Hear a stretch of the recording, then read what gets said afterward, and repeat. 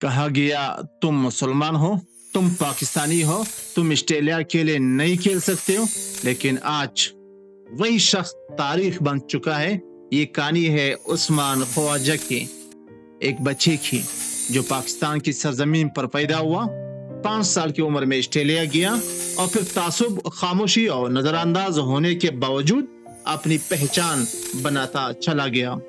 15 साल की उम्र में सिर्फ क्रिकेट नहीं खेली बल्कि शनाख्त की जंग लड़ी।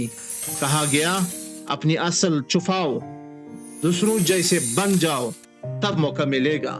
मगर जिस दिन उस्मान ख्वाजा ने अपने ईमान, अपनी शनाख्त, अपनी असल को कबूल किया, इसी दिन इसकी बेट में ताकत आ गई और नाम तारीख में लिखा गया।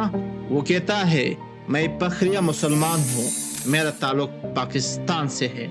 मुझे कहा गया मैं ऑस्ट्रेलिया के लिए नहीं खेल सकूंगा, मगर आज मैं यहाँ हूँ, मगर आज मैं यहाँ हूँ।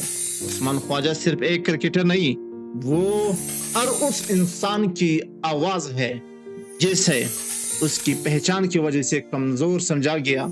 ये कहानी हिम्मत की है, ये कहानी सच की है, ये कहानी ईमान और असली की है।